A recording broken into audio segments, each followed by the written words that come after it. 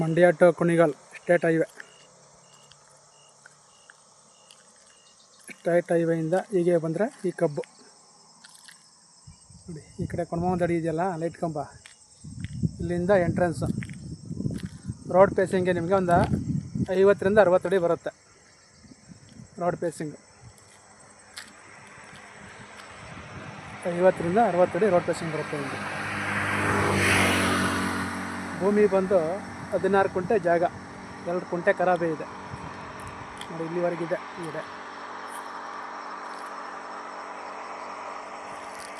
16 ಕುಂಟೆ ಜಾಗ, 2 ಕುಂಟೆ ಖರಾಬ್, ಒಟ್ಟು 18 ಕುಂಟೆ.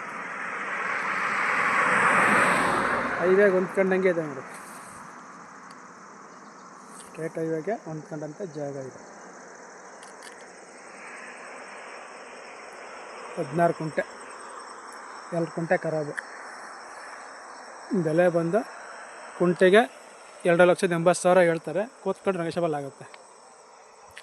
2,40,000 ಹೇಳ್ತಾರೆ. ಕೂತ್ಕೊಂಡ್ರೆ ನೆಗೋಷಿಯಬಲ್ ಆಗುತ್ತೆ. ಕಮರ್ಷಿಯಲ್ಗೆ ಆಗುವಂಥ ಜಾಗ. ಮುಂದೆ ಒಂದಿನ ಕಮರ್ಷಿಯಲ್ಗೂ ಆಗುತ್ತೆ.